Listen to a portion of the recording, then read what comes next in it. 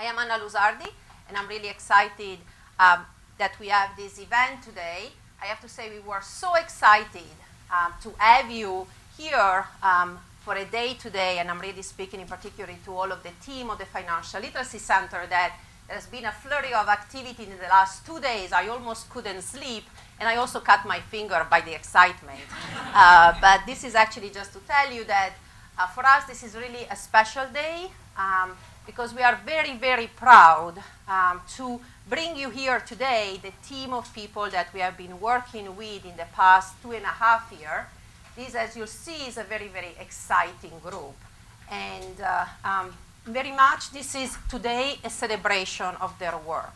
I'm going to start very briefly describing kind of our structure, what we have done. So this will be the beginning, an overview, just to give you also some idea of the trajectory. And the first thing I want to say is that, again, how proud we are of having brought together this amazing group of people. And if we have done good work, it's really for the type of people and the quality we brought in. We have taken very much a multidisciplinary approach, and in the second year in particular, we brought in from a law scholar to linguist to psychologist to marketing people, and I think this has substantially improved what I think we could do and answer. And we are also very grateful of the great work that some of our other partners outside of academia have been contributing to this discussion.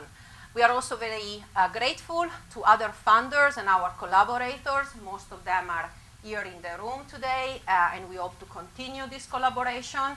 And I'm particularly grateful as well to the other two centers that are part of the FLC, and the other two directors. Ari is here, Olivia is actually running from the train station.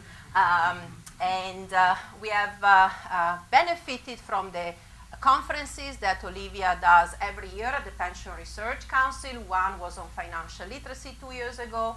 Last year we had one on financial advice. And BFI and RAND have actually 2 additional centers on financial decision making, and some of the information is also provided on our stand outside, so make sure you also have a look at it. What we have done so far, just about Social Security, there are a total of 29 projects that were done in 2 years, which is really an impressive work. And what we are going to do today is give you a snippet, really, of all these many projects.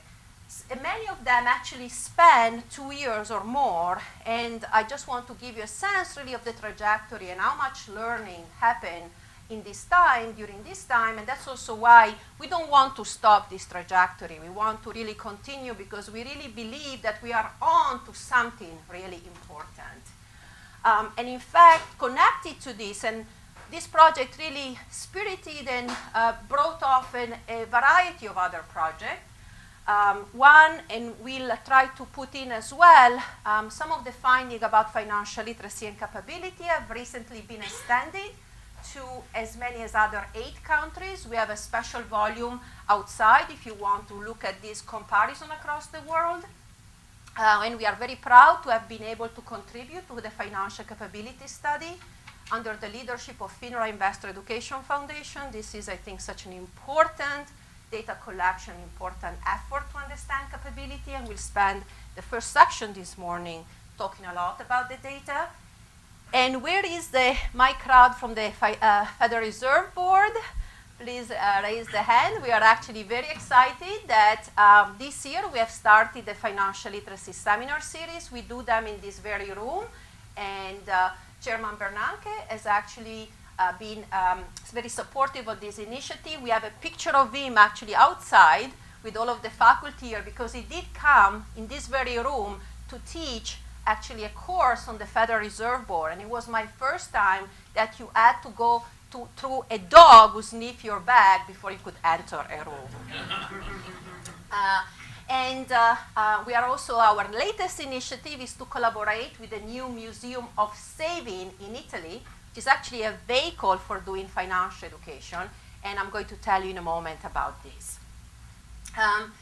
So as you'll see, today we are going to cover a variety of projects. We are very passionate about financial education in school and in the workplace because this is where people are.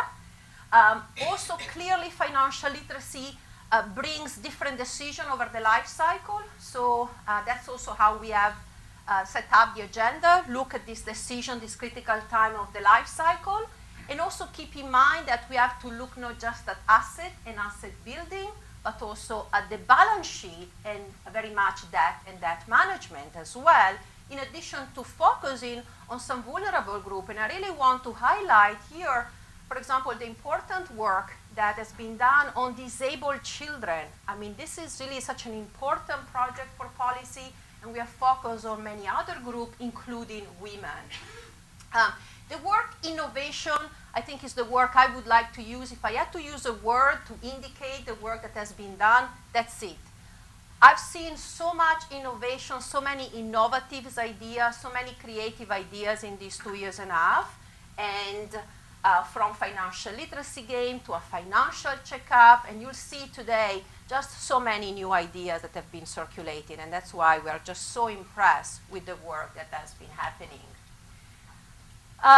Data is critically important. To understand what to do, you need to have the data, and really under the leadership of Ari, the American Life Panel has put together what has been very much the first survey to have a comprehensive measure of financial literacy and capability, very rich. But it's particularly rich because given it's a panel, in an internet panel, we can actually collect timely data. RAND has collected monthly data after the financial crisis. So we can actually test what is going on, not only, but we also have a representative sample of the population to do evaluation. We don't need to use this pesky undergraduate student in our classroom to test theory, but we can use representative sample. We are passionate about the data, and we have worked with a variety of data sets, from adding financial literacy module to the health and retirement study. Certainly, I think what is one of the most remarkable projects, and financial capability study. And also I want to mention that very soon we are going to have data from the program for international student assessment. I'm just so happy that in 2012, the OECD has added financial literacy to its module. So very soon, in fact, we have already in the field, we are going to have data on how much 15 years old know across countries. I have some brochure about PISA outside if you'd like to get more information. So once you have the data, of course the data doesn't speak. It's really important to have a framework to interpret the data. This framework also should guide not just the interpretation, but should guide the very data collection. And that's why I really think that FINRA has been visionary. When they set up the data and when the work started, there was that framework already in mind, and the question that we wanted the data to answer were really asked from the beginning. And that's really a very important part. And that's also why we have spent quite a bit of time, and we are going to start with the very first session this morning to talk about how can we interpret the data. Because financial literacy is not a gene. It's not that some people are born with financial literacy and people don't. It's a choice variable, and given that's a choice variable, what are the implications? If you want to do policy implication in particular, you need to have a theoretical framework. And Olivia, as soon as she comes from the airport and from the train, will figure out what, for example, we have done in that respect. Our approach has been a multi-pronged one, and today we are going to focus in particular on what works. I think this is really the burning questions that we want to know, and so several of the presentation, and keep that in mind as you look at this. We'll try to address this, and the reason why we can answer this question is that all of our work, or most of our work, has really gone through a very rigorous evaluation, and that's why we are actually able to answer this question today. Let me give you some sense of the trajectory, for example, that went through all of these 3 years. And let me actually start with one of the projects we are going to hear this morning.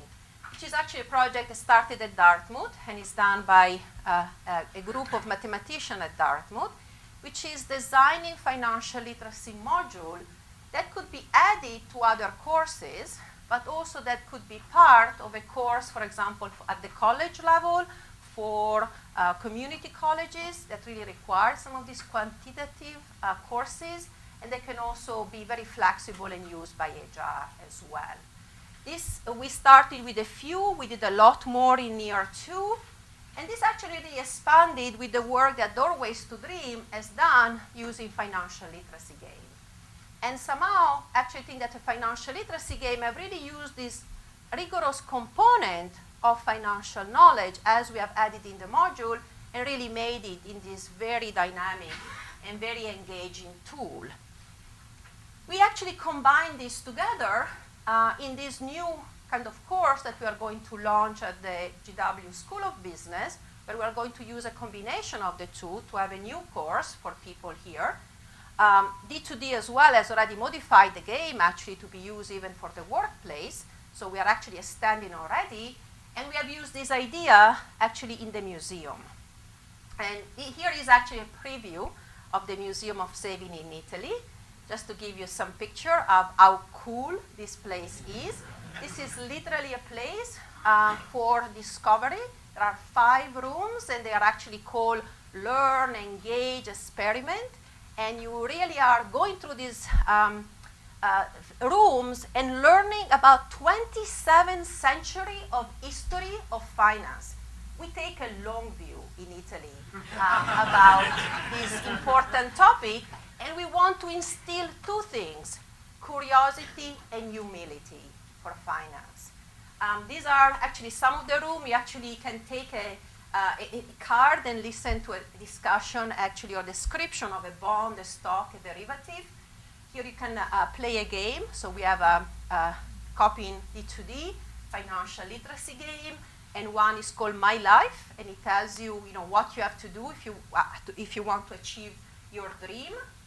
This is 63 screen where you can watch movies which have a financial literacy component, and you are guided via a little ant, like in Aesop fable, is going to guide you through this room and be the mascot of this. We opened the museum a month ago, and actually my mother came to the cut of the ribbon, and I think I have a different view, but perhaps we can actually have a new standard for evaluation. If what you do can involve your mother, I think we have achieved a higher level of involvement of people. And if you are involving your mother, it's better be good. We have learned so much in these 2.5 years that I couldn't have enough room to actually put in all of the learning. And I'm not going to go through it. This is just a snapshot of the things we have learned. But as you'll hear today, we just have these great facts, ideas, programs that we can really propose. And I think via this progressive learning, we have been able each time to fine-tune a project and do better and extend and be a lot more creative. We have written a lot. There is a book outside if you want to hear more. Laura has written Insight, which are actually a summary of our work. We have only written 6 out of the 29, but we are actually going to continue and do more. And all of the projects are posted on our website. As I've mentioned, we have published already an international comparison of financial literacy. You can have a look outside, but I also want to tell you that we are going to have another special issue of the journal Numeracy. Dorothy from the math department is actually the founder of this journal. It's read by a lot of mathematicians, but also a lot of people interested in quantitative work. And so we would like actually, and we are going to reach out to you to publish your work in this special issue dedicated to financial literacy. And more recently, the American Academy of Art and Science, which is probably one of the most prestigious institutions, has become interested in financial literacy. And we are planning a conference together probably in the next spring. And we hope as well that they will support kind of new work and research on financial literacy. What has made this success possible? I just want to say what I mentioned at the very beginning, which is the work of these teams is just so impressive. And I just want to say we are so proud of the work that they have done that we want to do anything possible short of robbing a bank to support this project to continue. This is actually a really incredible work. And we have really tried everything, including using our own research fund to support this conference, because we really do want to celebrate this work. And today, this day is really dedicated to the researchers that are here today. We really believe that we have also focused on very important questions, and that will come through all of the work that will be presented today. And I want to leave you with two final thoughts, which I think have inspired our work and will continue probably our work in the future as well.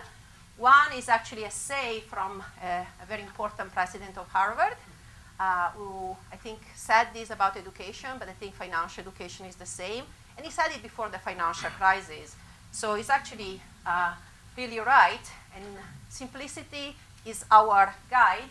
And as Leonardo da Vinci really said it very prominently, it's really important to simplify matter, in particular in finance.